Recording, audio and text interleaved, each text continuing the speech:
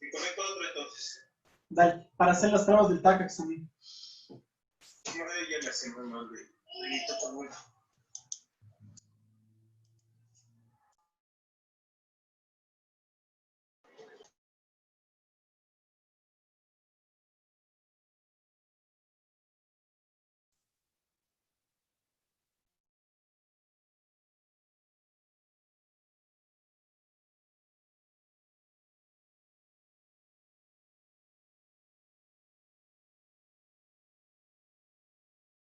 Ya está ya. Sí, no, pues sí. Sí es del mismo.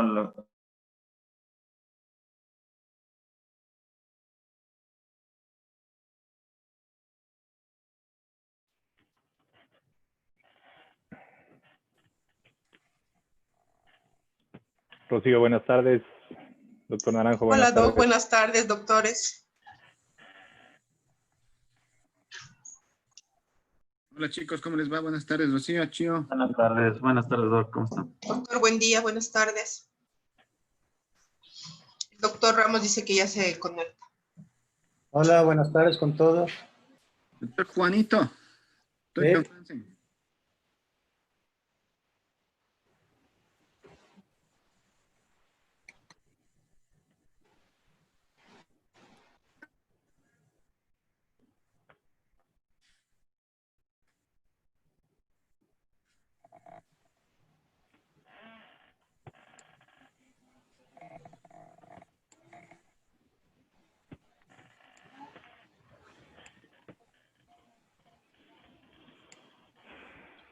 Ok, cuando estén listos me avisan.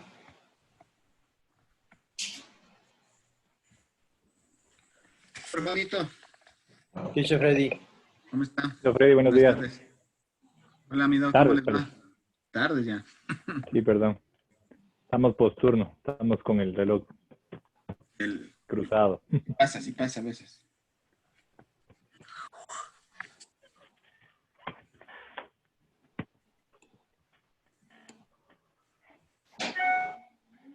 Bueno, cuando digan ustedes. Freddy, tú coordina. Ya, pues. ¿Empiezo? ¿Todos? ¿Alguien falta más o cómo hacemos? Esperamos unos minutitos más. Un minuto más. Puede ser. Como ustedes digan. 5 minutitos más, Doc, y empezamos. Ya. 5 minutos. Doctor Melo, ok. Bueno.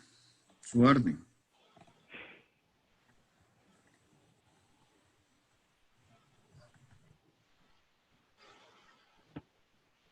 ¿Sí se visualiza ahí la pantalla? Sí, ahí estás. Chévere. Ya.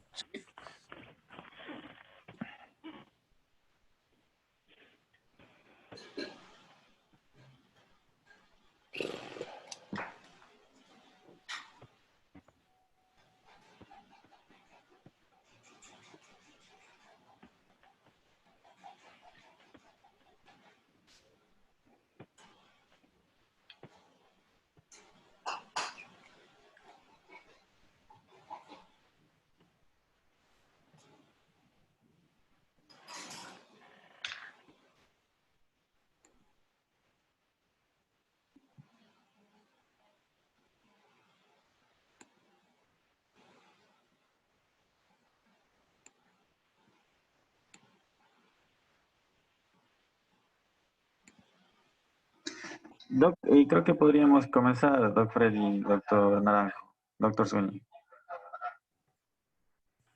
Bueno, ok. Muy buenas tardes con todos. Qué gusto tenerles. Creo que es el tercer módulo de artroscopía básica que va enfocado para nuestros residentes y, bueno, obviamente para los posgradistas. Creo que la idea que se formó en el servicio y sobre todo con el grupo de médicos que se trabaja fue orientar un poco y dar una idea un poco más cercana de lo que se hace en el servicio y en otras instituciones con el aporte de diferentes médicos que trabajamos en conjunto. Creo que hemos visto la mayor parte de patologías y ahora nos vamos a enfocar un poco en lo que es el tratamiento de cartílago. Y actualmente está en boga mucho el manejo del cartílago con los diferentes estudios, diferentes tratamientos y procedimientos quirúrgicos y técnicas. Pero creo que lo más básico es conocer de dónde y cómo es el cartílago, ¿no? Entonces creo que para eso nos va a hablar Santiago, ¿verdad? Así es, doctor. Damos el paso a Santiago para que inicie esta charla. Muchas gracias, doc. Con su permiso, doctor Juan, para pasar a compartir la pantalla. Dale, Santiago. Listo. Bueno, muy buenas tardes. Voy a tocar el tema del cartílago como tal y hablar un poco de lesiones condrales con el enfoque más aplicado de esto va dirigido hacia el tema de la articulación de la rodilla, que es la articulación donde más es sujeta de análisis, usos e investigación justamente con respecto al tema de manejo en reparación cartilaginosa. Es importante entender la estructura como tal, como bien lo hablaron, y también como un antecedente importante es que este tema se ha vuelto extremadamente extenso por las líneas de investigación que se ha desarrollado en este tiempo. Entonces es importante entender la característica que tiene justamente las características que tiene el cartílago como tal y sus orígenes, su conformación, para poderlo entender cuán sofisticado es como tejido.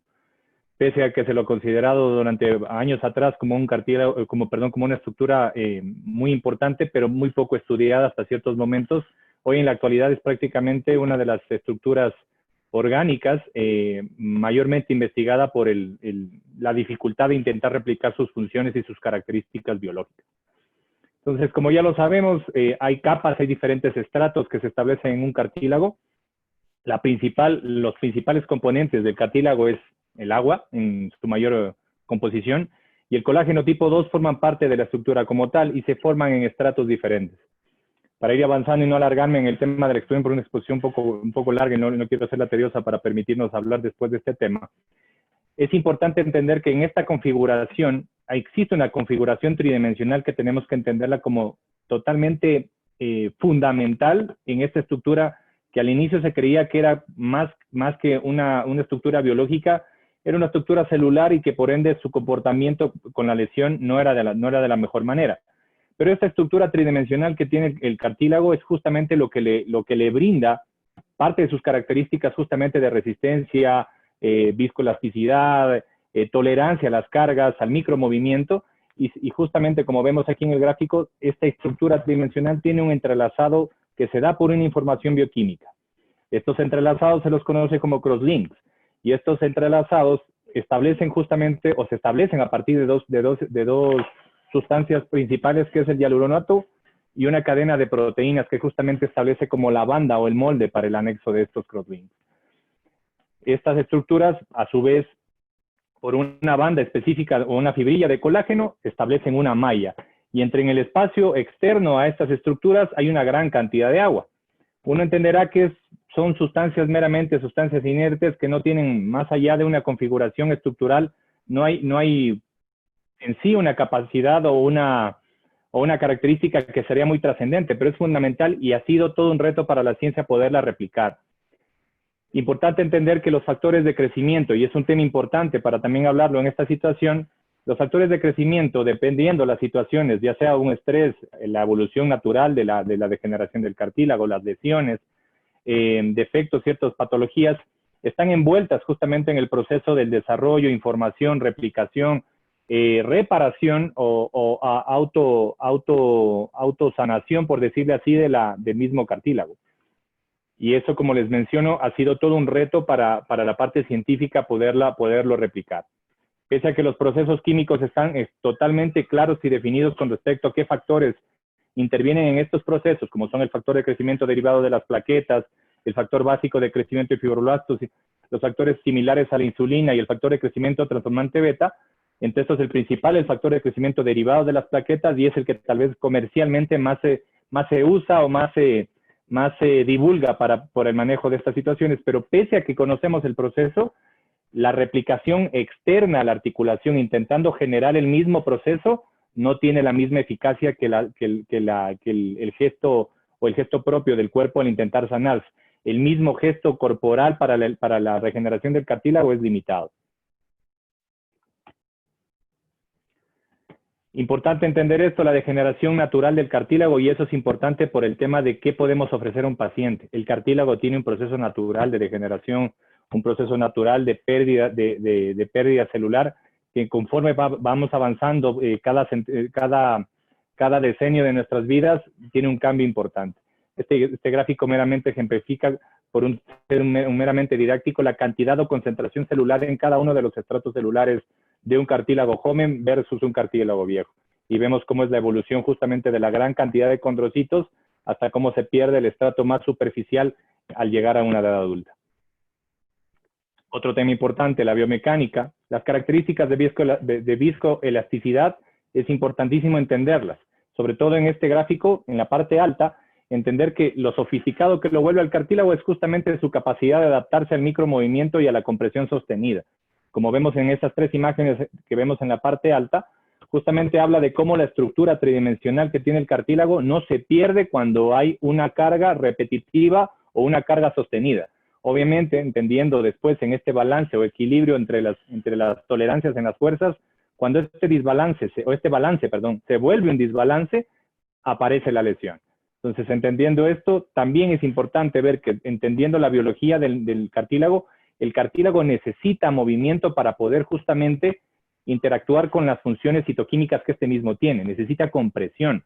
Y eso es una indicación importante para entender también en el tema de recuperación cuando hacemos procedimientos a nivel de los cartílagos.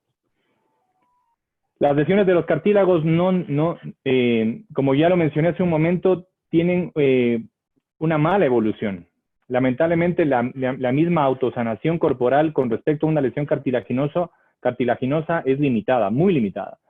Y no brinda una reparación al 100% óptima para poder decir que el cuerpo puede sanar una lesión cartilaginosa, dependiendo su extensión. Pero pese a ello, cumple con ciertos procesos fisiológicos naturales que sí se puede ver, al menos en estudios en animales, que esa evolución natural cumple con un parámetro de sanación adecuado si es que es una lesión que no excede cierto grado de longitud y diámetro. Pero lamentablemente es algo limitado. Esta reparación se da justamente en este gráfico. Como lo vemos, normalmente hay una aparición de células mesenquimatosas, como vemos en el gráfico, hacen una cama, una base para la zona de curación. En esta zona hay una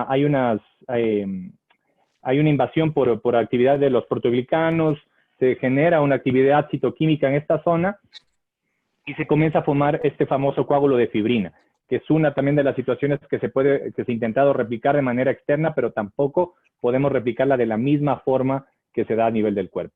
Replicamos todo el proceso, pero la adaptación y la capacidad de congruencia con la lesión o de integración no es igual.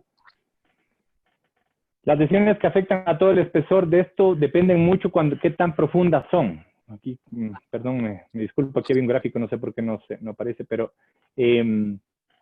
depende mucho la profundidad y dependiendo de la profundidad y el diámetro, nosotros podremos ofrecer o no ciertos procedimientos para manejo de lesiones cartilaginosas. Ya lesiones demasiado profundas o muy extensas, ya no se puede hablar de un manejo de un coágulo, de generar coágulo de fibrina, o generar los reemplazos por segmentos como son los OAT o proponer microfracturas. Ya estaríamos hablando de una osteoartrosis evidente y necesitaremos otro tipo de procedimiento. Entonces hay que entender que hay ciertos parámetros que tienen que cumplirse para poder ofertar un tratamiento. ¿Qué necesita el tejido cartilaginoso para poder ser reparado dentro de estos patrones para manejo de lesiones cartilaginosas? Podemos utilizar diferentes fuentes, tal vez, injertos de periósteo, que era uno de los inicios que vamos a hablar más adelante con el tema de las ASIS y el MASIS, las células madres mesenquimales, los injertos de condrocitos. Podemos rellenar el defecto por un gesto mecánico, netamente por una donación local, pero necesitamos ciertas características de la base, sobre todo de la región subcondral, que esté intacta para que se cumpla ciertos procesos o podamos ofertar ciertos procesos a los pacientes, al menos con las nuevas técnicas actuales. La restauración de la función biomecánica de un cartílago depende mucho de qué le queramos ofrecer a un paciente, perdón. Y eso depende mucho de cuánta demanda le vaya a dar este paciente a la articulación. Entonces, este cartílago reparado no es lo mismo que un cartílago anterior. Eso hay que dejarlo claro para los pacientes, ¿no? No podemos ofrecer cosas que lamentablemente no podemos replicar al 100%. Entonces, esta restauración de la función depende mucho de cuánta fuerza, de cuánta actividad se le dé. Tenemos que hablarle de que va a haber una disminución en los gestos repetitivos, sobre todo gente que hace alta demanda, y tenemos que, para que esto funcione, para que entienda que la durabilidad de este proceso sea prolongado, tenemos que hacer ciertos cambios, pero para que el pronóstico sea favorable. Entonces, hablando de las lesiones condrales como tal, es importante establecer las definiciones como tal. Entonces, una lesión condral se la conoce como una condición producida por factores mecánicos, los cuales provocan necrosis del cartílago, ya sea por un traumatismo o como consecuencia de procesos inflamatorios que contribuyen al daño articular eventual y eventual desarrollo, de la artritis postraumática. Eso con la lesión condral.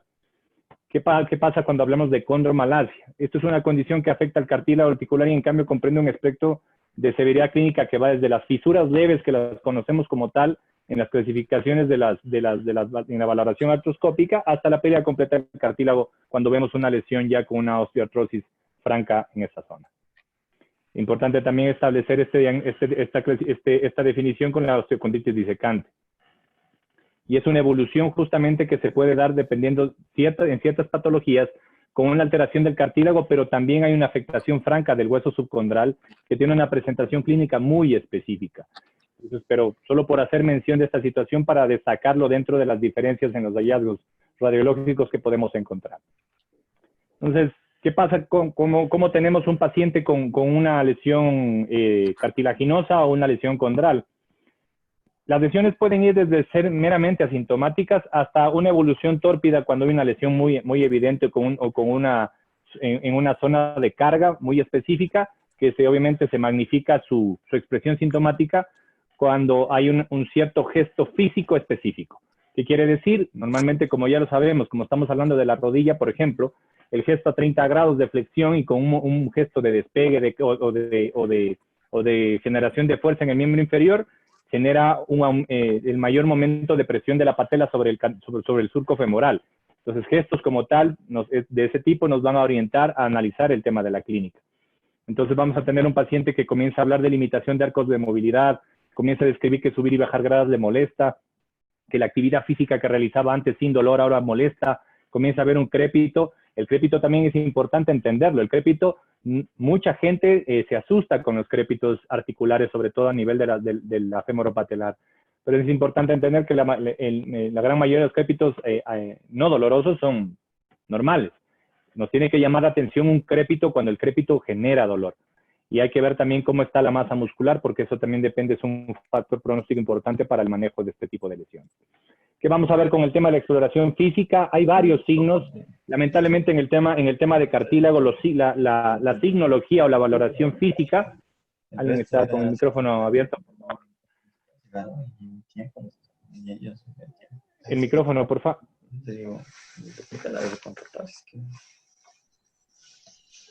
Chicos, el micrófono. Entonces podemos hablar del signo de derrame, signo de Solem, el signo de Clark, el signo de McConnell. Son varios signos que se describen igual, el signo de cepillo, el balanceo.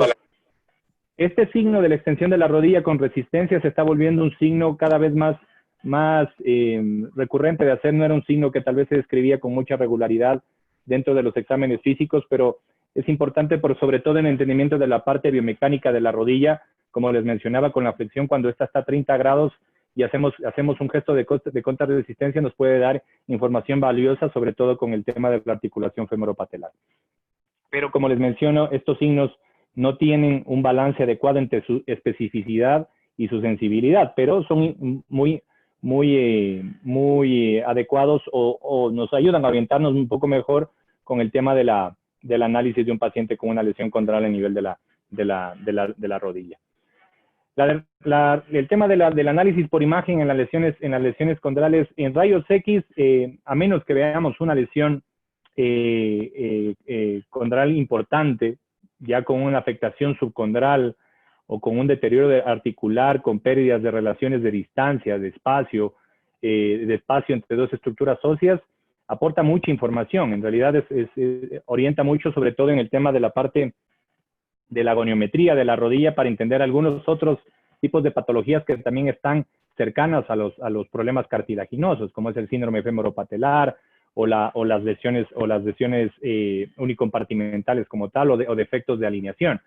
Pero de que nos sirve, sirve. Pero en realidad, para poder establecer la magnitud de una lesión condral, tal vez el gold standard, o el gold standard para este tipo de análisis de lesión es la resonancia magnética. Y aún así mismo la resonancia magnética ha tenido ciertos gestos o ciertos cambios evolutivos desde justamente con el tema de su crecimiento o las generaciones, con el tema de los Teslas que tiene justamente cada uno de los equipos, la sensibilidad en imagen, la disminución del pixeleado, la capacidad que ha tenido justamente para adaptarse al tema de interpretar lesiones de mucho menor tamaño. Todo eso influye en que la resonancia magnética cada vez se la destaca como el gold standard para entender una lesión condral en un paciente, al menos que no es un paciente clásico con una lesión prematura. Ejemplo, las personas que tienen menos de 40 años. Entonces, estas lesiones, como ya las describimos hace un momento, presentan diferentes características, desde la osteocondritis disecante, la osteoartritis como tal, o una lesión condral específica en una zona de la zona de carga, o en el surco femoropatelar, o también podemos ver lesiones osteocondrales como tal. Y como vemos en las imágenes, justamente vemos en estas imágenes que pueden ver acá, a menos a mi lado derecho, que es un equipo de resonancia magnética de 4 Teslas, como podemos ver, la imagen es bastante exquisita, por decirlo así, en el tema de la especificidad y las características de la morfología y de la anatomía del surco patelar o de la articulación femoropatelar. Nos da una información muy, muy específica. Entonces, es tal vez el examen mandatorio que tenemos que hacer para poder valorar a un paciente. La resonancia magnética también presenta, esta es una de las clasificaciones que se utiliza, o de las modernas, por decirle así, que utiliza la gradación en base a resonancia magnética dependiendo del grado de severidad, tomando en cuenta los porcentajes del cartílago afectado y la zona subcondral afectada. No es una clasificación muy común de utilizar porque, como la ven, es extensa, pero sirve justamente para la orientación. Algo importante con el tema se fue el nombre, perdón, doctor Buendía, tal vez me da una mano con el nombre del estudio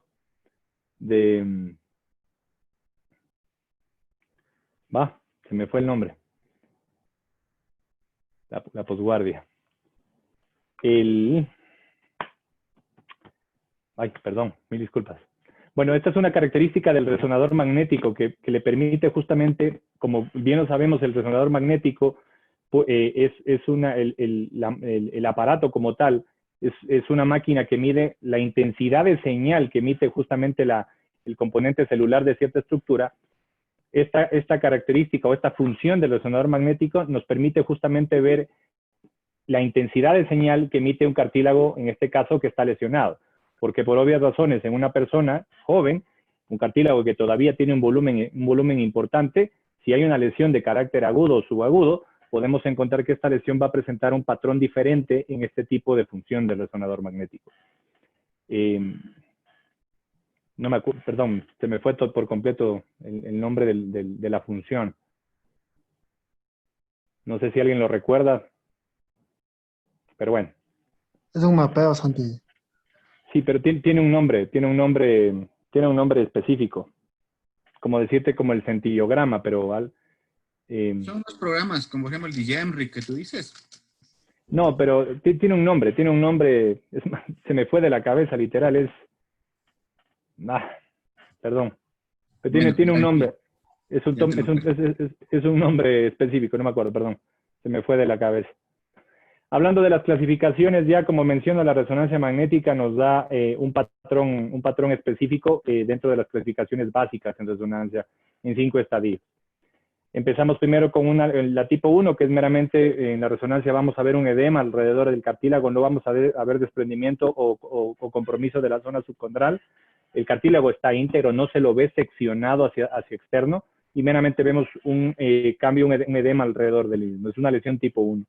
La lesión tipo 2, en cambio, estamos hablando ya de una descontinuidad en el cartílago desde externo hacia la base, pero no es una lesión que va más allá de 2 milímetros, de 2 por 2. No habla de una lesión importante y es una lesión que no tiene cambios muy específicos en resonancia magnética, más allá de una lesión lineal.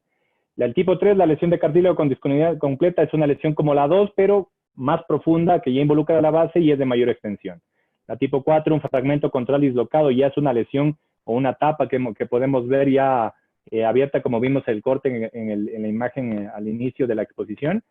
Y en la 5 ya defectos osteocondrales con cuerpos sueltos. Eso ya es una lesión que obviamente ya guarda más relación con lesiones de larga data o una lesión por traumatismo de alta energía que puede generar una lesión con desprendimiento condral. La clasificación de Aldrich, una clasificación que va desde el grado 0 al 4. Esto lo hacemos a través de la artroscopía, viendo bajo visión directa, y es justamente lo que valoramos cuando hacemos la exploración, como está descrita en INSAL, esta exploración en W que tenemos que hacer cuando hacemos el análisis artroscópico, la podemos valorar con el palpador, viendo justamente las características del cartílago como tal. Si este está hinchado o ablandado, es una tipo 1. Si hay una fisura o un desprendimiento leve o lineal con una extensión de menos de 0,5 pulgadas, una tipo 2. Tipo 3, similar a la tipo 2, pero con una extensión mayor a 0,5 pulgadas. Y la tipo 4, una lesión del hueso subcondral con una exposición franca de la lesión. Esta clasificación que está dada por la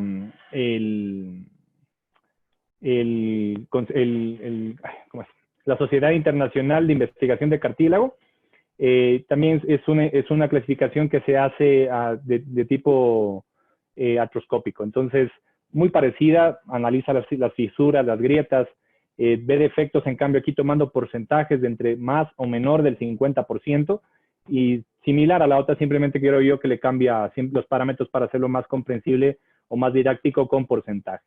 Y digo, similar en la 4, una afectación del hueso subcondral franca como la anterior clasificación. En esta parte no sé si, doctor Naranjo, doctor Freddy, hablo directamente de la parte del tratamiento, porque entiendo que es algo más de lo que van a hablar ustedes, o es meramente una introducción a lo que se hace y un resumen de esto, o continúo o...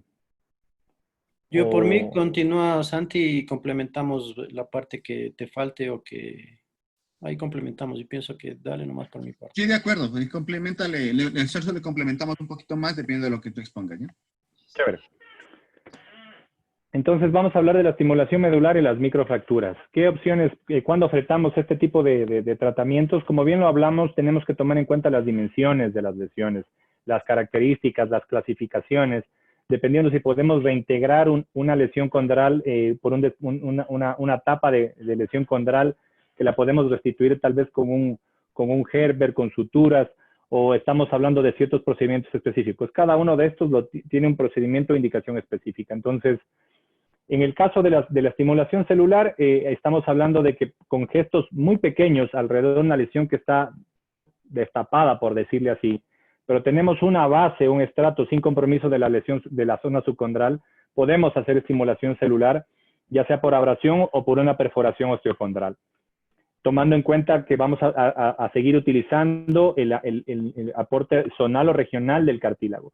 En el caso cuando hay un desprendimiento franco de la lesión, que vemos que hay un compromiso de la zona subcondral, podemos proponer el tema de las microfracturas, y esto tiene un alcance hasta lesiones de no más allá de 2 por 2. Y hay que tomar en cuenta que se hablará de un ferimiento de carga. Estas son las imágenes que vemos justamente con el equipo que se usa para poder hacer las microfracturas. Es importante entender también que no tenemos que pasarnos de la zona subcondral o ser muy, muy profundos en el gesto. Y esto tiene una indicación importantísima para el tema tal vez de lo más moderno. Yo creo que en algún punto el tema de las microfracturas va a llegar a un punto de limitación con la presentación, cuando el tema de los ASIS o los MASIS lleguen a tener una demanda, o tal vez sean de más fácil acceso para todo el tema de pacientes. ¿Por qué? Es importante entender que al alterar las características de la zona donde hacemos las microfracturas, poderle ofertar posteriormente a un paciente un MASI al menos, la bibliografía dice que ya no es candidato porque la zona subcondral está alterada y la integración de este injerto ya no va a ser la adecuada. Algo de lo que se habla mucho en nuestro medio, el PRP y las células madre. Esto también hay que hacer hincapié sobre el tema de cómo se hace este proceso, cómo se maneja el tema de los aportes. Mucha gente habla del tema de la sangre completa, el PRP obtenido de sangre periférica, pero hay que entender lo que hay un proceso que tiene que cumplirse citoquímicamente para que podamos obtener ya sea células madre activas o un coágulo de fibrina de buena calidad. Y esto está descrito justamente en ISAL de esta manera para poderlo hacer como se debe. Y no es solo obtener sangre periférica, es uno de los pasos y en este caso lo ven descrito aquí en los 3 pasos. 120 ml de sangre periférica, de los cuales justamente obtenemos un coágulo del contenido del plasma enriquecido con plaquetas de 6 ml, de esos 120. Aparte de eso, los 60 ml de médula ósea de cresta ilíaca que tenemos que colocar en una solución de heparínica cálcica. Combinado de este tema, esta combinación de sustancias bioactivadas, se lo pone en una membrana de ácido hialurónico y se lo considera el coágulo como tal generado de manera externa para poderlo colocar en el defecto. ¿Cuántas personas hacen eso? Ese es el problema. No mucha gente oferta todo el proceso como está descrito. Y otro gran reto es poder generar justamente que esa estructura creada externamente pueda colocarse específicamente en la zona de lesión. Colocarla en el defecto es bastante demandante y no siempre se obtienen los resultados adecuados. Los implantes osteocondrales autólogos y los aloinjertos, los OAT. Entonces, tal vez algo también de lo que más se habla en el tema ya de ser un poco más invasivo, de tomar justamente estos cilindros osteocartilaginosos y migrarlos de zonas de no carga a zonas de carga. Sigue siendo también otro proceso complejo por el tema de tener primero el equipo. Segundo, que los cilindros y sean concordantes con las perforaciones y las zonas que van a ser las zonas receptoras. Es una cirugía y un procedimiento que demanda muchísima destreza, demanda muchísima destreza justamente, de poder manejar bien la zona donante hacia la zona que va a ser la receptora. Yo lo he visto muy poco, no es algo que lo vea muy comúnmente. Escucho que muchos tratantes lo manejan, lo han hecho en su práctica, pero sigue siendo un procedimiento que tiene sus ciertas limitaciones y sobre todo se ve en ciertos procesos que demandan este encuadre tal vez de la zona donante con la zona receptora. Entonces, sí, el gran problema sobre todo es que el defecto que puede llegar a tener cuando no se toma justo la porción adecuada y se deja un vacío o un gap muy grande en la lesión, el espacio, esa brecha podría generar una profundización de la lesión y generar un problema mayor al paciente. El otro gran problema también con esto es que está reportado un importante porcentaje no despreciable que ronda más o menos entre el 15 y el 20% de falta de integración del mismo componente donante o hasta reabsorción del tejido. Entonces, es un procedimiento que está muy bien descrito, se lo hace muy bien en varios países, pero tiene sus limitantes y ventajas. Ventajas acá, como bien justamente el costo es menor porque estamos utilizando el propio tejido del paciente. Este anclaje de presión y encaje ajustado, que están las características ahí en mención, habla de que hay una integración fácil de entender porque estamos tomando desde un cilindro donante con la misma dimensión, hacer un ajuste a la misma zona donde voy a colocar, que no debería tener por qué tener variables, pero al menos no sé si tal vez yo coincidí en un mal momento, pero cuando lo he visto que a veces no coincide y veo que es demandante, peor aún cuando la lesión es un poco más extensa. Las reacciones inmunológicas obviamente no se dan porque estamos hablando de tejido autólogo y se puede manejar entre lesiones de 1 hasta 9 centímetros cuadrados. Un poco discutido esto, depende de la bibliografía, uno puede encontrar que hasta no más allá de 5 centímetros cuadrados se debería utilizar, más allá de eso ya se debería proponer a un paciente ya una artroplastia unicompartimental o o hacerlo meramente con el segmento de estas características, pero informando que las más allá de 5 centímetros cuadrados, el pronóstico de la lesión no es la mejor. Bueno, como mencioné, las indicaciones de 1 a 9 centímetros cuadrados, no importa si hay lesión de hueso subcondral, pero importante tomar en cuenta que sí está descrito la falta de adaptación y de integración de estas lesiones. Desventajas, es también el defecto que queda en la zona donante, el sangrado, obviamente, pues estamos hablando que sacamos un cilindro de ese segmento, y hay necesidad obviamente de rellenar los defectos, y se ha visto también, está descrito sobre todo en ensayos, en estudios animales, que si el defecto o la zona donante no se saca adecuadamente o dependiendo de la posición, genera un problema estructural para la zona de carga de esa zona de la rodilla. Y se ha visto que se han reportado seguimientos a 2 años, hundimientos posteriores en zona subcondral en lesiones de zonas donantes. Entonces, también es otra tal vez de las desventajas que hay que tomar en cuenta. Cuando no, artrosis tricompartimental franca, ni para qué discutirlo. Cuando tengamos escalones articulares demasiado significativos, demasiado extensos, mayores a 9 centímetros cuadrados, un paciente de más de 70 años, alteraciones de la circulación arterial por el riesgo justamente de los problemas tromboembólicos que puede generar las perforaciones, en este caso porque son de cilindros de un tamaño importante, y pacientes con cuadros de artritis reumatoide. Esta es una descripción de cómo justamente se lo hace, cómo tomamos los cilindros de los que hablamos y hacemos justamente el paso a las zonas donantes. Este es el resultado desde la zona de preparación hasta la zona donde se incluyen los componentes donantes hacia la zona receptora. Los injertos osteocondrales, en este tema me gustaría pasar a este resumen, porque es un tema que está perdiendo un poco está perdiendo un poco de interés, sobre todo y por un tema de honor al tiempo. No sé quién está rayando.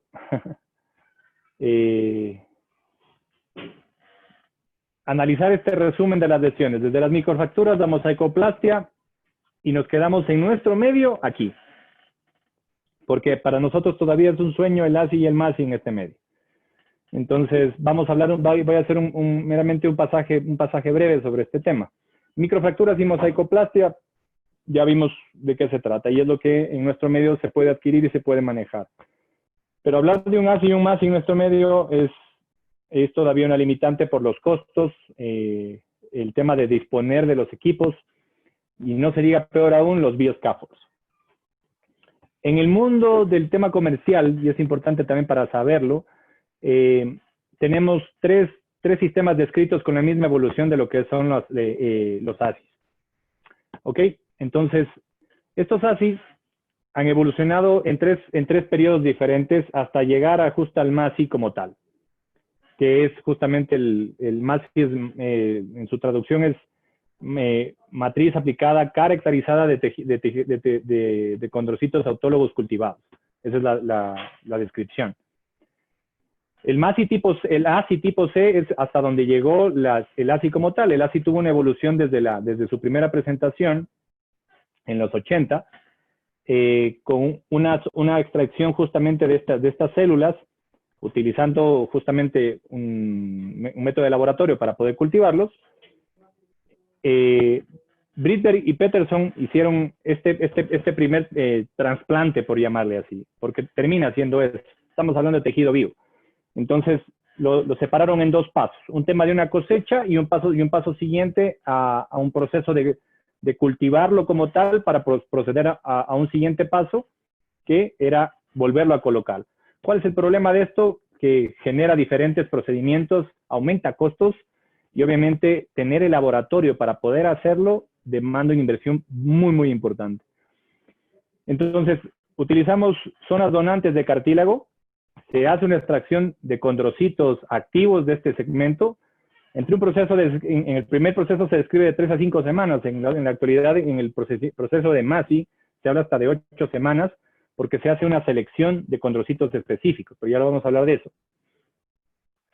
Se obtiene estas células activas y justamente en una base de un tejido, ya sea de ácido hialurónico o de colágeno, se vuelve a recolocar mediante ya un segundo paso, que sería, en este caso está escrito con una artrotomía, directamente sobre el defecto, con una previa modelación de los bordes de la lesión para estimar la zona que vamos a colocar. Los ASIs han tenido una evolución diferente. En la primera descripción, el ASI-P, que así se lo describía por el tema del periósteo que se utilizaba para poder utilizarlo como una cobertura a la zona donante, tenía algunas limitantes. Sobre todo, aumentaba otro procedimiento que era tomar un segmento de periósteo de la zona de la tibia para colocarlo como cobertura sobre la lesión a manejar. Entonces, estábamos hablando de una artroscopía diagnóstica, una toma de células, manejo de laboratorio para las células y posteriormente una artrotomía con un segmento en este caso del tema del periósteo. Sigue siendo un proceso descrito y sigue siendo un proceso complejo todavía. Yo no lo he visto más que en videos y me parece todavía que posiblemente vaya a tener algunos cambios con el tema de la parte de evolución en su procedimiento. Es más, el MASI ya es una evolución de este procedimiento que ya la voy a describir. ¿Qué ventajas tiene este tipo de procedimientos? En pacientes jóvenes le podemos dar un pronóstico mucho más favorable a la lesión cartilaginosa. Y esto en realidad, fuera de esta discusión que siempre se ha generado entre el tema de la parte de celularidad en el manejo con biotejidos en el tema del cartílago, en realidad los seguimientos a 2 y hasta 5 años, al menos de la tercera generación de los ASIs, en realidad pinta bastante bien. O sea, todo lo que tiene que ver con implantación de condrocitos autólogos, hasta esta evolución sigue pintando bien, y los MASIs en realidad han llegado a mejorar todavía aún más este tema. Importante, es mucho menor el rechazo, las propias células son propias células del paciente, entonces por obvias razones la integración es mucho más favorable. Desventajas, los procedimientos, como le mencioné, varios procedimientos, y son varias semanas que demora justamente hasta que uno puede complementar una sola terapéutica. Entonces, todo eso ha generado varios problemas con seguimiento de pacientes, con los costos, y sigue todavía siendo un procedimiento que no es de fácil acceso para todos. Entonces, tenemos, como les mencionaba, este tema de las generaciones. La primera generación, la implantación de condrocitos autólogos con el tema utilizando un periósteo como una película de protección sobre esta zona donante. La segunda generación de los ASI tipo C, que es en vez de utilizar esta película de periósteo, se la cambió por una película de colágeno para evitar justamente o disminuir este procedimiento o proceso del periósteo. Y pasamos a la actualidad a la tercera generación del ASI, que es el MASI, que es la matriz aplicada caracterizada de un implante de condrocitos cultivados. ¿Por qué le suma este tema de la matriz o la caracterización? Porque el MASI hace una análisis sectorial del cultivo de los condrocitos. Analiza justamente la celularidad de los condrocitos dependiendo del tejido cultivado y toma o cosecha un primer segmento para colocarlos a todos los condrocitos más activos o de mejor calidad en una sola malla para poder ser la malla donante, en este caso, en la zona donde se va a colocar el manejo del defecto. Como vamos a ver en el video que está en la parte baja de la pantalla, parece extremadamente simple el procedimiento. Y en realidad, o sea, por un tema de técnica, si tomamos en cuenta la medición y la preparación de la zona, lo es. Este tipo de procedimiento ya no necesita, como antes en el tipo ASI se utilizaba en algunas ocasiones suturas en los cartílagos para poder, en el cartílago adyacente para poder fijar el tema del periósteo. En este caso, esta técnica ya está descrita con un tejido de fibrina o con un pegamento a base de fibrina que adhiere este tejido, la matriz de condrocitos, la adhiere directamente sobre la lesión. Y aquí podemos ver justamente en esta imagen en la parte alta derecha cómo es el seguimiento de este paciente con la implantación al primer año de evolución de la lesión. Es muy interesante, la verdad, este tema. La verdad, creo que la gran mayoría, cuando empezamos a hablar del tema, al menos me meto en la colada cuando empezamos el posgrado, todo el tema de lo que tenía que ver con celularidad a nivel articular ha ido cambiando mucho. Estamos hablando solo de 3 años de un cambio tal vez del chip en los conceptos y en las ideas que teníamos como estudiantes mismos y uno mismo lo nota en algunos tratantes sobre hacia dónde está apuntando el tema de la evolución de la parte de manejo cartilaginoso con la biotecnología. Y es interesante porque ya cada vez hay, como les digo, hay las limitantes por este tipo de paciente que tiene que uno encontrar o tener para poderle dar el seguimiento adecuado, pero hay estudios muy interesantes. Sobre todo estos estudios me gustaría que están abiertos, es más, tienen páginas específicas, el Summit y el Active son estudios que recién hasta el año pasado eran estudios abiertos, prospectivos, que ustedes, los pacientes, es más, podían sumarse para ya no depender tanto de la captación de todos los investigadores, sino que el paciente podía sumarse al estudio siendo un paciente que haya sido sometido a un procedimiento de estas características y sumar cómo es justamente su evolución. Y son evoluciones que están descritas entre 5 y hasta 8 años en pacientes con procedimientos de ASI o MASI, y estos procedimientos han sido valorados en estos estudios versus las microfracturas. Entonces se ve la evolución de este tipo de procedimientos desde los clásicos o convencionales que ya habíamos hablado hace un momento versus lo nuevo.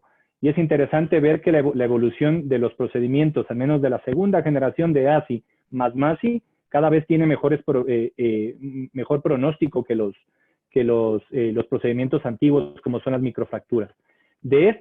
Justamente del Summit y el Active son los dos estudios que tal vez mayormente hablan sobre la recomendación que pacientes que hayan sido sometidos a múltiples procedimientos de microfracturas o un solo procedimiento de microfracturas previo no es un buen candidato para realizarle un ASI o un MASI. Y eso es importante tomarlo en cuenta cuando ofertemos esto a un paciente, si es que en algún momento llegamos a tener en nuestro país este tipo de procedimientos. Es algo interesante a tomarlo en cuenta.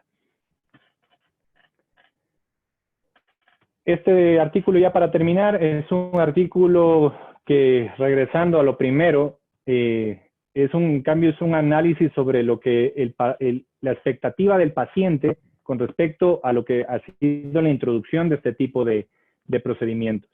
Pese a que son procedimientos que están adquiriendo cada vez mayor relevancia o mayor importancia en el tema del tratamiento de las lesiones de cartílago, este artículo deja claramente, primero, que hay que controlar la expectativa del paciente, porque como se lo acaba de presentar, es una luz en la lesión y en el manejo de los cartílagos, pero tiene sus limitantes y no devuelve al 100% la característica cartilaginosa inicial del paciente.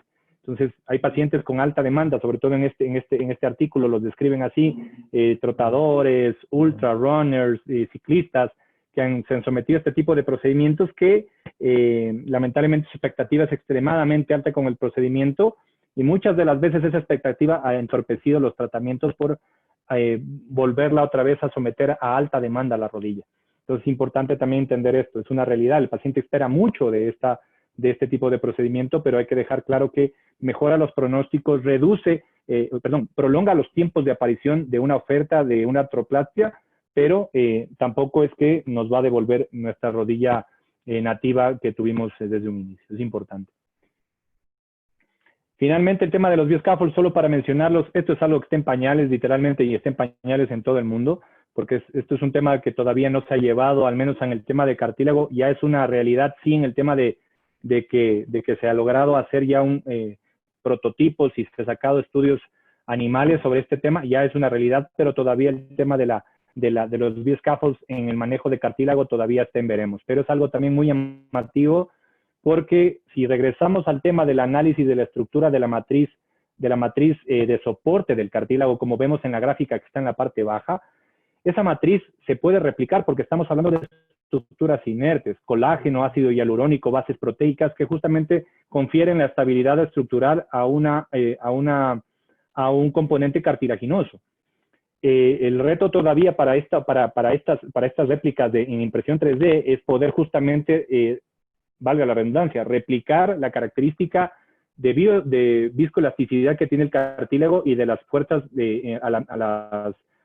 a la compresión continua que tiene para poder retornar a su característica nativa. Pero es algo interesante porque esto ya, en los bioscaffolds, es una realidad ya en órganos de mayor volumen, riñones, corazón, hígado, y es algo que está, tal vez creo que será el siguiente paso de de lo que será general tal vez un cartílago o una superficie cartilaginosa íntegra para poderla utilizar como donante de manera externa. Eso.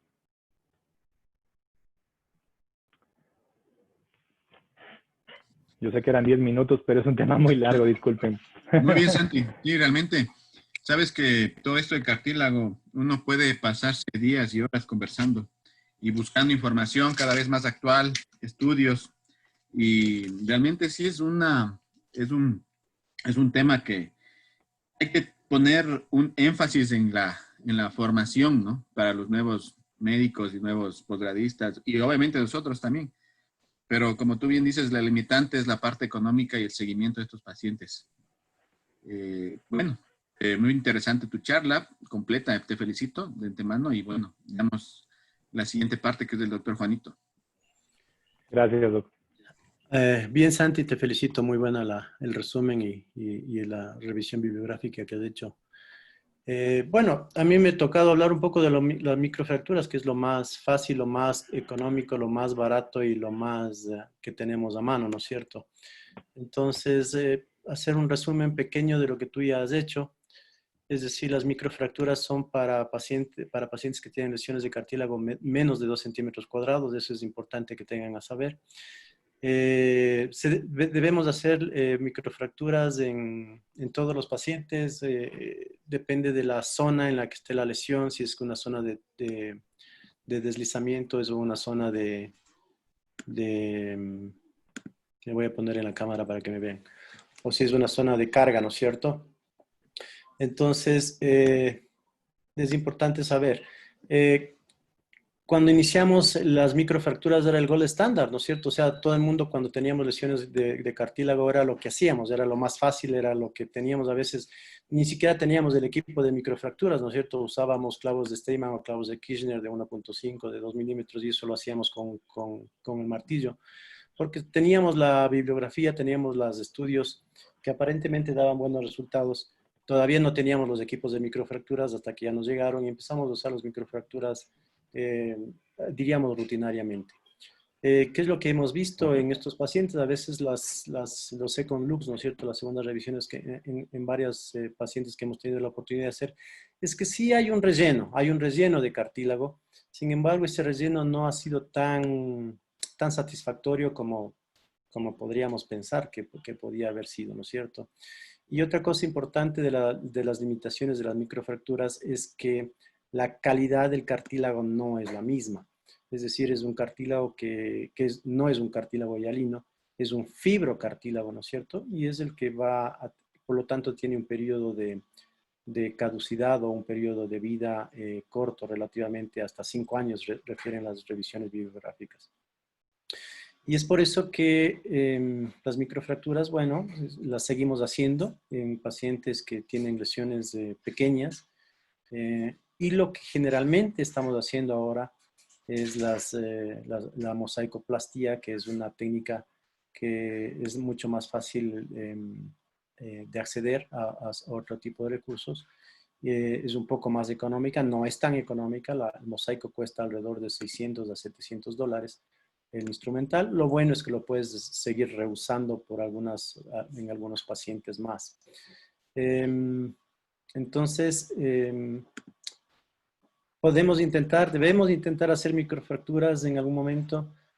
Hasta el 50% de pacientes con procedimientos previos para estimular pueden ser usados para estimular la lesión ósea subcondral, ¿no es cierto?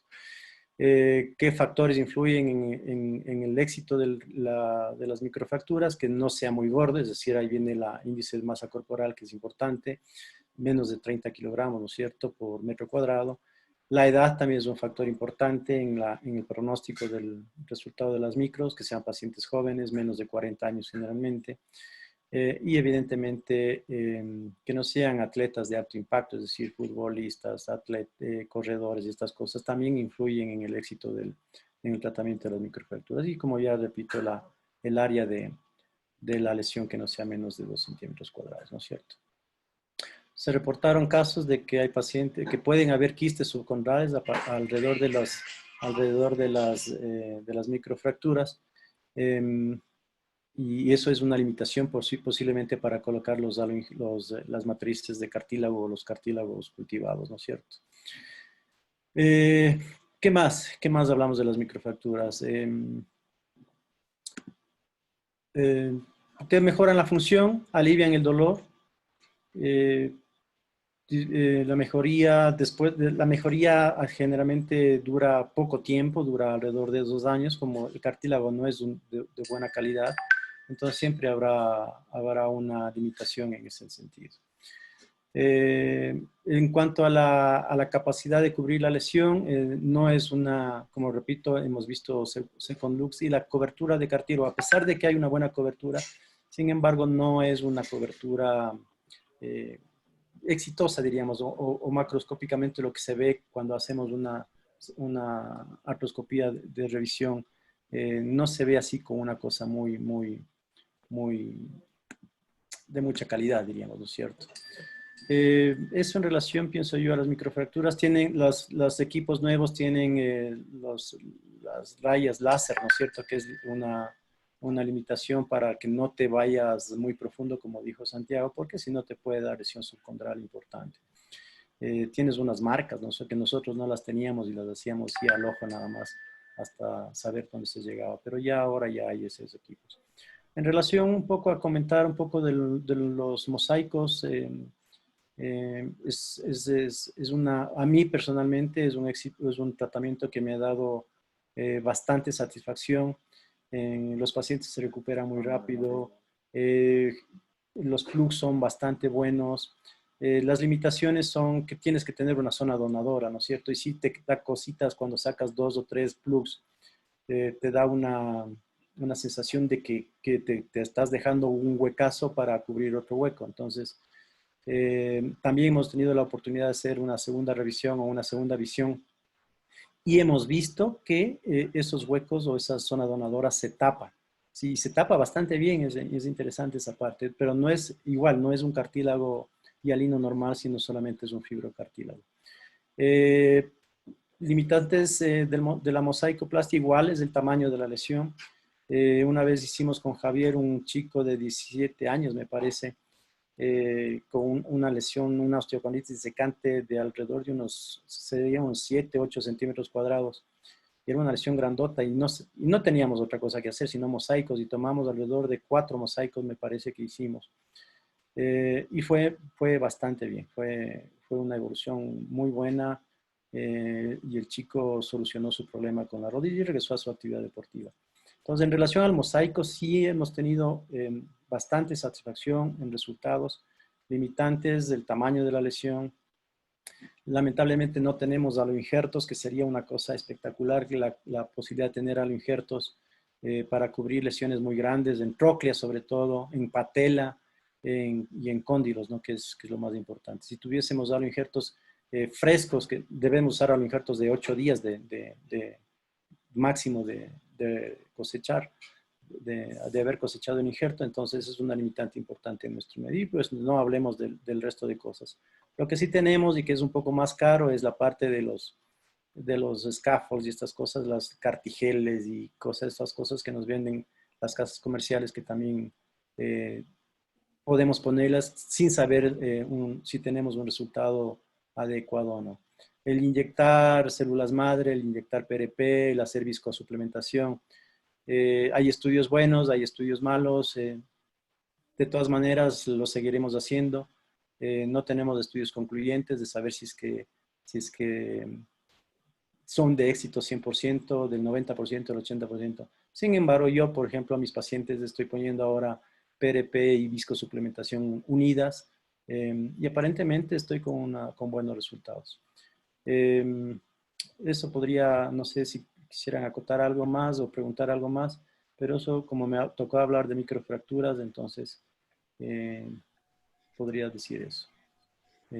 Sigue, Fred. Doc, yo mismo una pregunta. El tema de el tema, ¿cómo hace la obtención del PRP para hacer la viscosuplementación, para hacer con viscosuplementación? Verás, el PRP, bueno, el PRP igual nació, ¿no es cierto?, haciendo una centrifugada de 1800 revoluciones por 15 minutos, después se fue enfocando a 2 centrifugadas. Entonces haces doble concentración teóricamente, ¿no es cierto?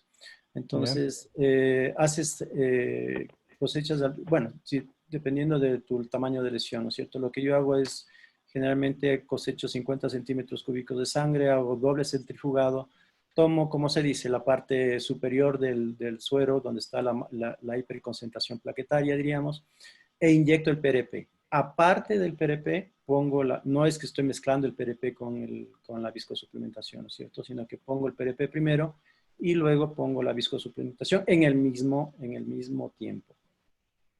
Y teóricamente lo puedo hacer cada 8 días por tres consultas, ¿no es cierto? Es decir, cada lunes, por decirte algo, por 3 ocasiones. Y ha ido bastante bien, es una forma, diríamos, económica y alivia. En cada una hace o sea, repite el proceso otra vez. Sí, o sea, exacto. visco más PRP. Exacto. Visco más PRP Ya. Está utilizando, me imagino, viscosuplementación la pequeña, ¿no? La de 2.5. pequeña, ¿no? De alto. Porque No, el Symbis One es una, por ejemplo, una sola y... No, o sea, claro, la de 2.5 cada 8 días, porque si no el volumen que inyectas es muy alto y eso causa dolor al paciente. Y me imagino, el procedimiento usted lo hace, me imagino, con una aguja de diámetro amplio. Sí, yo lo que PRP, hago es, y con la misma pasa después. Lo que yo hago es infiltro mi portal con marcaína con EPI, con aguja 27 y luego hago la inyección de PRP y por la misma aguja la de viscosuplementación. Así. Chévere. Entonces, Juanito, usted que creo que tiene un poco de la evolución de lo que ha tenido aquí las microfracturas en el país, sobre todo, ¿no? Cuando yo estaba en el posgrado, en la residencia, ya empezaron a aparecer los microfracturadores y, como usted bien dice, ¿cómo usted tomaba o cómo decía el feeling para saber cuánto perforar con un clavo Kirchner o un Insterman? ¿Cómo lo hacían antes? Porque... Eso lo hacíamos, exacto, lo hacíamos así al ojo, no es que no teníamos marca láser ni nada, ¿no es cierto? El asunto era golpear que entre aproximadamente 2 a 3 milímetros la punta del clavo. Lo hacíamos de la periferia al centro de la lesión, aproximadamente cada 3 milímetros, ¿no es cierto? Es decir, del margen de la lesión hacíamos centrípeta. Aún no todavía, mijo. Lo hacíamos cada 3 milímetros. Comprobábamos que sangre, aflojábamos un poco el torniquete, comprobábamos que sangre, que había un sangrado y lo dejábamos así. No puedo, mijo, ahorita ya. Y ese tranquilito.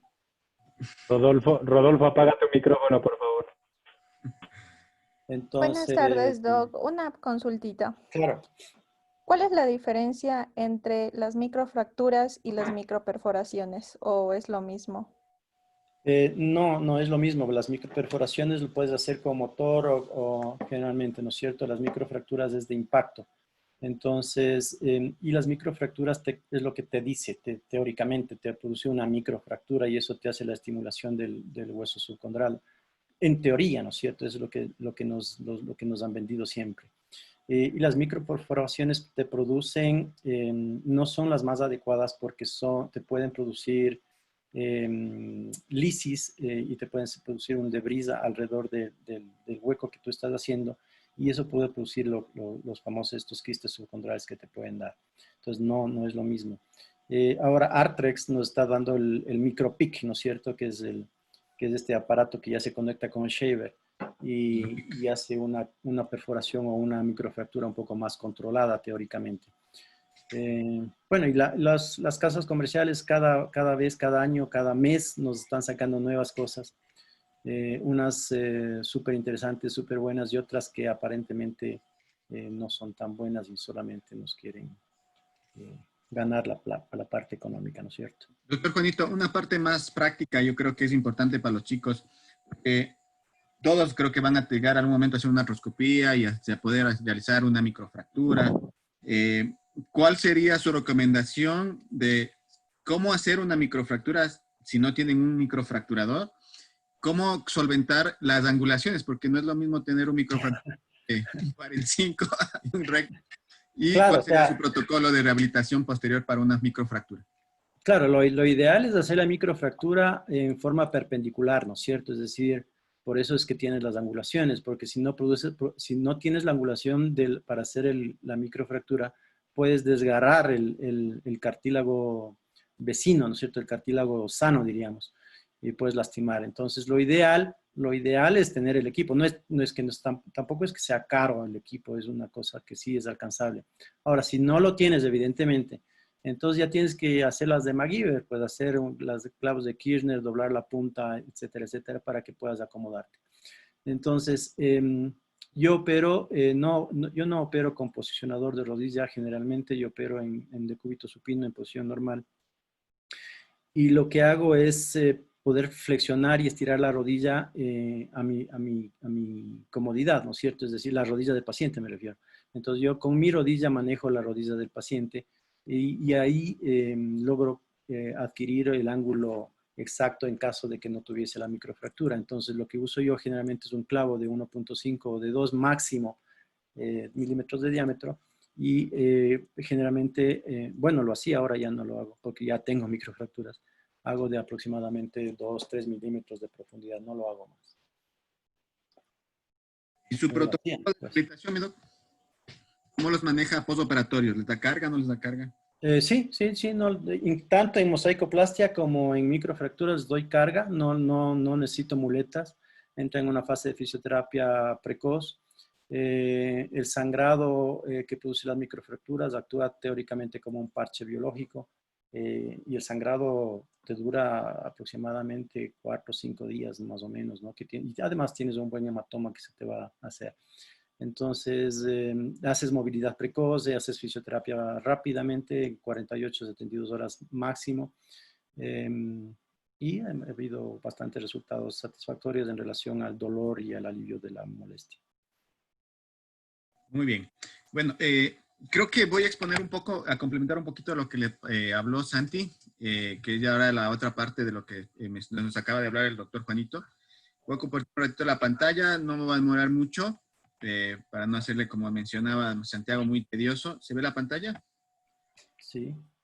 Muy bien. Entonces, como sabemos, como parte estadística, la mayor parte de las lesiones a nivel de la rodilla, que es una de las articulaciones que más se ha estudiado para parte de cartílago, la femoropatelar se encuentra en un 37%, incluido la tróquea el 24% de lesiones condrales, la rótula el 13%, el cóndilo el 25% y la mesatativa el 25%. Esto que es como el resumen, digamos, de los tratamientos a nivel del cartílago. Tenemos los paliativos, la condroplastía, el desbridamiento, tratamientos reparativos mediante la formación de fibrocartílago, que es las microfracturas, y los reconstructivos, que es la implantación de condrocitos, masis a los injertos y osteocondrales. Bueno, ¿qué tratamiento escojo? Pues ya creo que está claro que depende mucho del tipo de lesión que se tenga y la estructura y la zona afectada a nivel del hueso subcondral y el cartílago.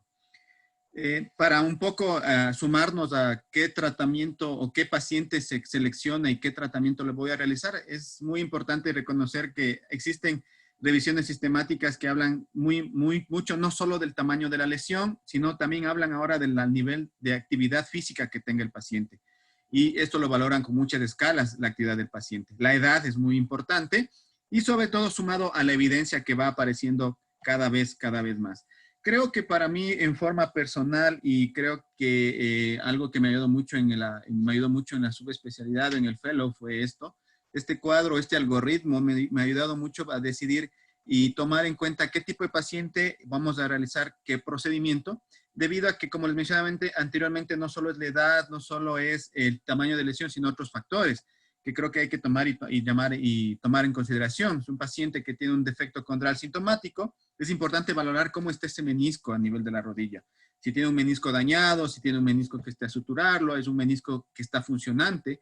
Si es un paciente que tiene un deseje en el plano coronal, si es varovalgo, para tratar también eso mediante una osteotomía femoral o una osteotomía tibial o un procedimiento a nivel del aparato extensor.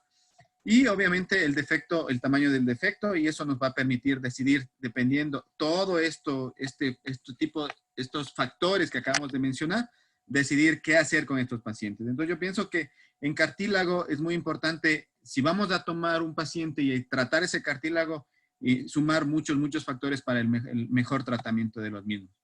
sí, el estado del menisco, la alineación, el tamaño de la lesión y el perfil del paciente son muy importantes para este tratamiento.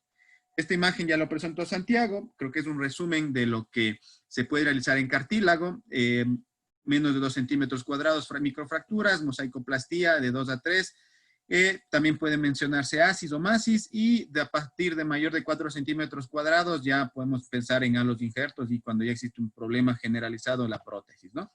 Con respecto a los OATs, el trasplante osteocondral, lo que se busca es esto, sacar un plug o un bloque tanto de cartílago y de fragmento o segmento óseo de hueso subcondral para poder instaurarlo al mismo paciente y dar una solución definitiva al daño cartilaginoso.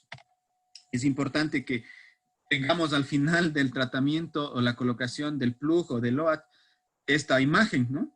En donde podemos ver que la superficie es regular y nos permita una ideal integración del plug a nivel de la rodilla.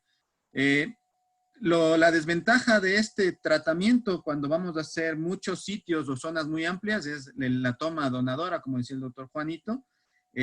Zonas que te da miedo tomar 3, 4 plugs para poder colocarle en un cóndilo. Te da miedo porque te sangra y tienes una zona que te queda debilitada, ¿no? Actualmente ya existen estos instrumentos de las casas comerciales para tomarlos, pero de la igual manera siempre es importante la técnica y la habilidad para tomarlos, ¿no? En generalidad, para LOATS, ¿qué necesitamos? Necesitamos para aquellos pacientes que tengan lesiones condrales grado 3 o 4, según el SRS, que sean focales. ¿Cuál es la ventaja de este tratamiento con respecto a los DASIS y los MASIS? Que se puede realizar en un solo tiempo, en un solo procedimiento, en la misma artroscopía que resuelves el menisco, puede resolver el LOAT. El problema, la dificultad del sitio donador y receptor, y ya habíamos hablado de la superficie que se puede tratar.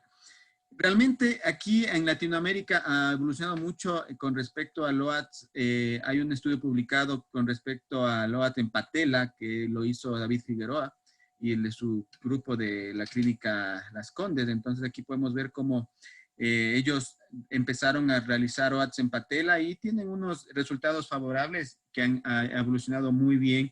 Realmente los casos son como 24 pacientes de los que tienen publicados, pero también se puede evidenciar cómo ha evolucionado el OATs a esta zona tan conflictiva de la rodilla.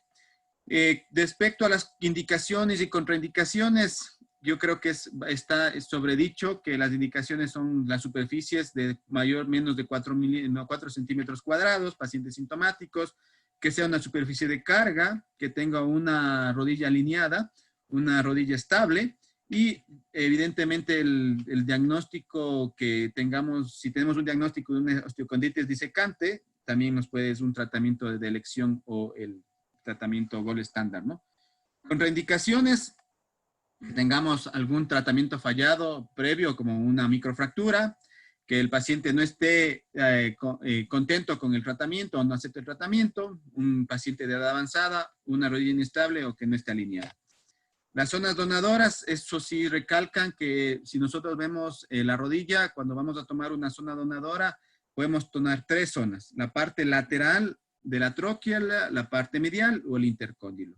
Dependiendo de la zona que se tome, van a ser también los plugs. Mencionan que la parte lateral de la tróquea nos da unos plugs puede dar de hasta 10 milímetros, mientras que la parte medial nos puede dar plugs de hasta 8 a 7.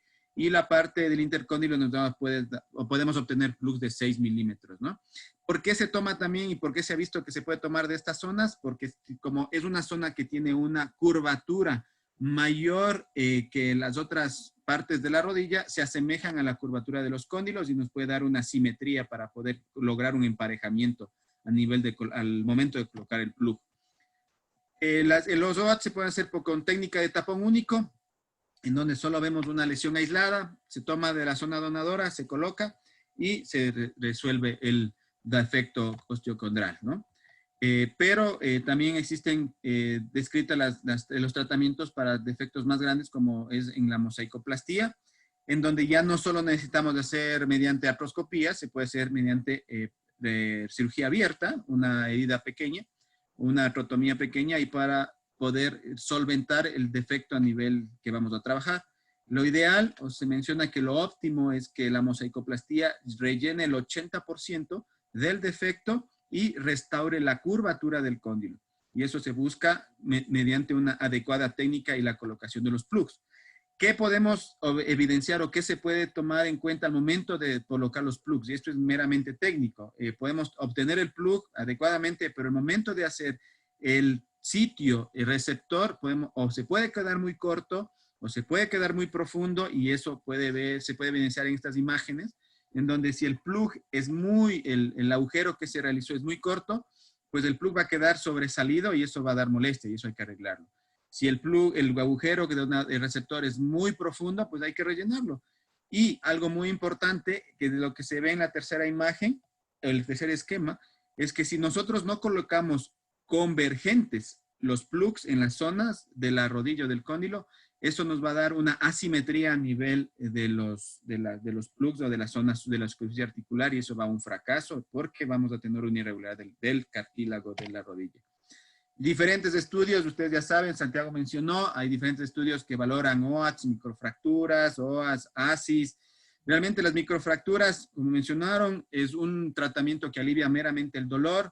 El fibrocartílago que se forma no es un cartílago que va a durar mucho tiempo, tiene su tiempo de vida, y por eso es que los OATS y los ASIS han tenido mejor evolución, con un seguimiento, algunos de hasta 15 años en algunas veces, con OATS, otros mencionan de ASIS de 2 años.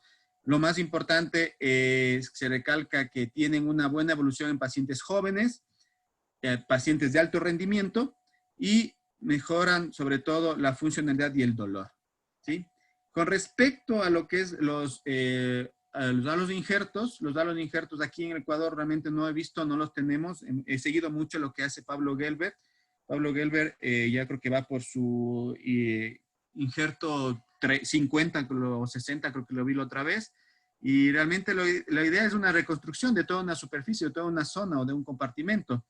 Y realmente las indicaciones para este tipo de patologías, tenemos lesiones postraumáticas asociadas a degeneraciones, lesiones focales unicompartimentales, una osteocondritis disecante masiva, osteonecrosis, y realmente sería bueno algún momento y aquí en el país de empezar a hacer este tipo de procedimientos que van muy bien. El objetivo de esto es tener un segmento o un compartimento entero de un injerto fresco donador. Para esto hay que hacer un matching o un emparejamiento mediante tomografía y radiografía planificada para poder emparejar la zona receptora con la zona donadora y poder obtener los plugs o la zona masiva que se va a insertar o implantar. Aquí yo realmente no he visto, como les menciono, aquí he visto más OATS, he visto formación de mosaicoplastías, pero autoinjertos, lo injerto aquí no lo he visto. Hablan también sobre todo de en platillo tibial, que en fracturas también producen con el trasplante meniscal, en conjunto puede también ser una muy buena solución en pacientes jóvenes. El seguimiento de esto, como pueden ver en este cuadro, se puede ver la talla de la tasa de falla, oscila entre el 4 al 20%, y el injerto o la supervivencia del injerto a lo injerto se ve que va hasta el 60 al 82% en muchos pacientes.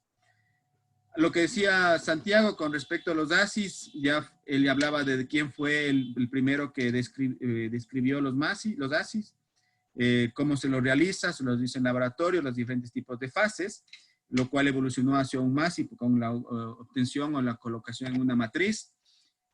Mencionaba igualmente la implantación puede hacerse de 0 a 6 semanas, la proliferación de 6 a 12 semanas, el tiempo de maduración de 12 a 26, y también algunos mencionan que puede estar de 26 semanas a 3 años. Todo este complejo o estados de maduración de los ASIS, de los MASIS, hace que sea un tiempo muy prolongado y un tiempo de muy, muy largo seguimiento para el paciente, ¿no? Y eso hay que explicarlo. Por eso es que dentro de las indicaciones y contraindicaciones hablan mucho de esto, ¿no? Dentro de las indicaciones para este tipo de tratamientos ya biológicos, la falla de microfracturas o de algún otro procedimiento, que acepte el paciente en sí que va a tener una rehabilitación muy prolongada, su deseo de volver a su actividad física, que sí está comprobado que regresan a la actividad física luego de estos tratamientos, lesiones de cartílago femoral sin afectación subcondral, porque es importante que es la base para la proliferación del cartílago. Pacientes que tengan defectos mayor de 2 centímetros, y esto recalca la edad. La edad es muy importante, hablan muy buenos resultados en pacientes de 25 años y es la primera opción en pacientes atletas que tengan lesiones grandes. Dentro de las contraindicaciones, cuando el defecto es muy grande, mayor de 8 milímetros y presenta un daño subcondral agresivo, que no aceptan los protocolos de seguimiento, de second look o de segundas cirugías o de rehabilitación. Cuando ya se evidencia alteración de daños articulares, como es la disminución del espacio articular mayor del 50% en las radiografías, pacientes obesos, pacientes fumadores, pacientes con antecedentes inmunológicos como artropatías, y alteraciones obviamente en las alineaciones, en el eje coronal, deficiencias meniscales, laxitudes o malcracking. Esos pacientes no son indicados para este tipo de patología, para este tipo de tratamientos. Es importante entender que la mayor parte de estos tratamientos biológicos se encuentra constantemente en investigación. En el Journal del Cartilage podemos ver que existen 253 artículos que ya están publicados. Igual en la arthroscopy ya podemos ver la cantidad de 697 artículos. En el PubMed podemos igual ver la cantidad de artículos que se publican, 1.662 resultados. Entonces, es algo que va toda vez aumentando. España, el grupo de la Clínica Centro también publicó un artículo en el 2019 en donde hablaba la modificación de la membrana y de los cartílagos y de los condrocitos obtenidos. Entonces, muy importante. Todo esto podemos pasarnos toda la tarde buscando el seguimiento que han tenido a 15 años, con qué se los va a implantar, con qué membranas, qué herramientas se puede valorar, ¿sí? Y lo que yo creo que lo más importante, o el resumen de los ASIS y de los MASIS, es que son útiles en defectos mayores de 2 centímetros, menos de 8. Se puede asociar al MASI, algunos mencionan la asociación con microfracturas para un pronto retorno deportivo, sobre todo en deportistas de élite. Muy buenos resultados en pacientes menores de 25 años. Claro que hay reportes de 25 a 45 años, pacientes. La tasa de falla reportan de 17 al 26% en seguimientos de 3 a 10 años. Y el tejido que se ha visto que se forma o que se está presentando es tejido hialino puro. La adecuada costo-efectividad, bueno, se depende del país, ¿no? Algunos mencionan, los estudios mencionan que existe un valor de $6,791, pero bueno, eso es en los países que se realizan los estudios. ¿Qué hay que tomar en cuenta para este tipo de tratamientos? Como les mencionaba, mucho el tiempo prolongado para la maduración del injerto, los protocolos que se deben retomar y ¿cómo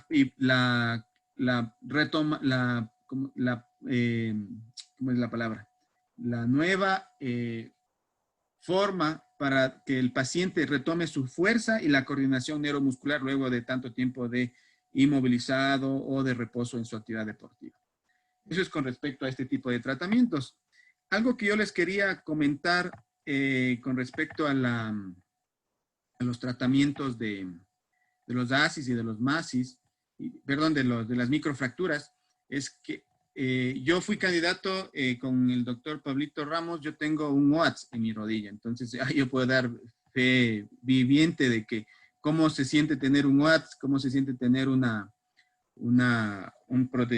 de esos procedimientos. Y como decía el doctor Juan, a uno le da miedo porque le dicen, tú ya ves, y te saca de la zona donadora, de la corredera lateral, te sacan un plug y te sientes y te palpas el agujero y te duele. Y como decía el doctor Juan, te duele por mucho tiempo, ¿no? A mí me dolió aproximadamente como 6 meses hasta que creo que se rellenó. No me he hecho una resonancia ni un second look, pero creo que debe estar rellenado.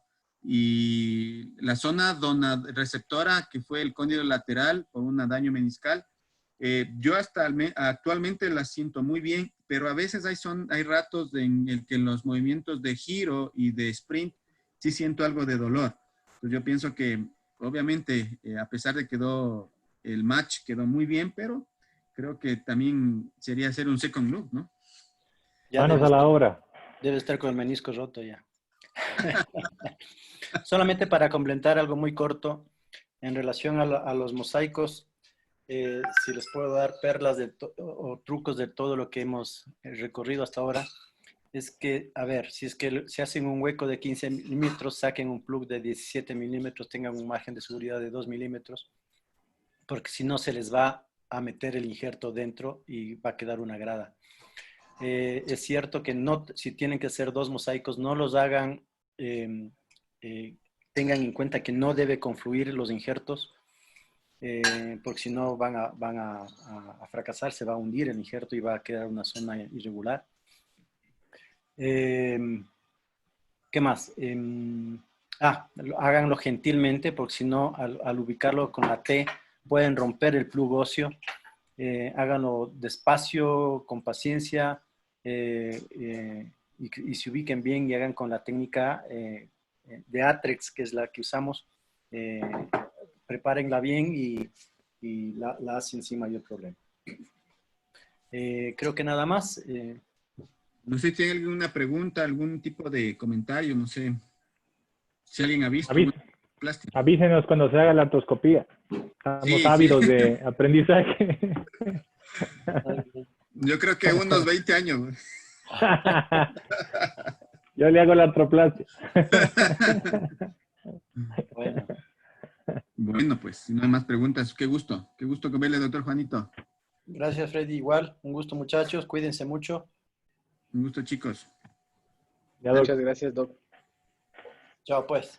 Sí, hasta luego, doctores, que estén bien. Gracias. Gracias, tío. Un gusto. Hasta luego, doctores. Gracias.